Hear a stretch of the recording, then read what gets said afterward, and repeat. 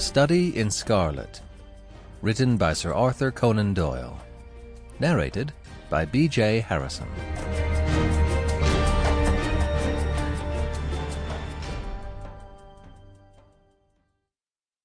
Part 1.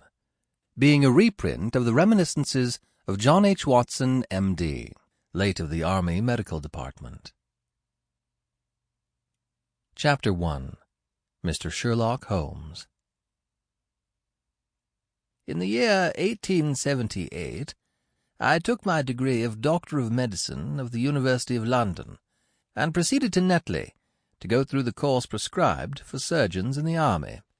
Having completed my studies there, I was duly attached to the 5th Northumberland Fusiliers as assistant surgeon. The regiment was stationed in India at the time, and before I could join it, the Second Afghan War had broken out.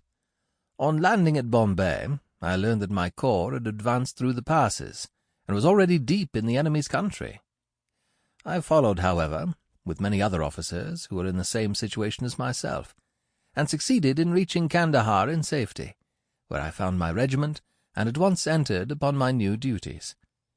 The campaign brought honours and promotion to many, but for me it had nothing but misfortune and disaster. I was removed from my brigade and attached to the Berkshires, with whom I served at the fatal Battle of Maiwand. There I was struck in the shoulder by a Jezail bullet, which shattered the bone and grazed the subclavian artery. I should have fallen into the hands of the murderous Ghazis had it not been for the devotion and courage shown by Murray, my orderly, who threw me across a pack-horse and succeeded in bringing me safely to the British lines. Worn with pain, and weak from the prolonged hardships which I had undergone, I was removed, with a great train of wounded sufferers, to the base hospital at Peshawar.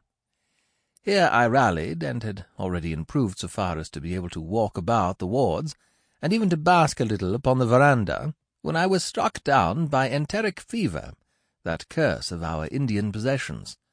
For months my life was despaired of, and when at last I came to myself and became convalescent, I was so weak and emaciated that a medical board determined that not a day should be lost in sending me back to England. I was dispatched accordingly in the troopship Orontes, and landed a month later on Portsmouth jetty, with my health irretrievably ruined, but with permission from a paternal government to spend the next 9 months in attempting to improve it. I had neither kith nor kin in England, and was therefore as free as air, or as free as an income of 11 shillings and 6pence a day will permit a man to be.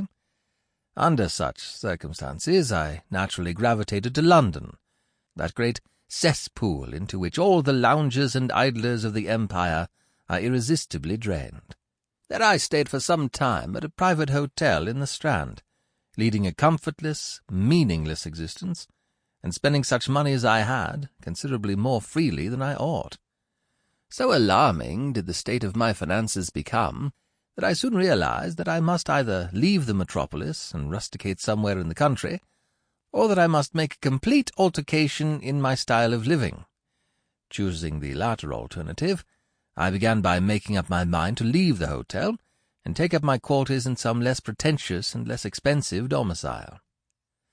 On the very day that I had come to this conclusion, I was standing at the Criterion Bar, when someone tapped me on the shoulder, and turning round I recognized young Stamford, who had been a dresser under me at Bart's. The sight of a friendly face in the great wilderness of London is a pleasant thing indeed to a lonely man. In old days Stamford had never been a particular crony of mine, but now I hailed him with enthusiasm, and he in his turn appeared to be delighted to see me.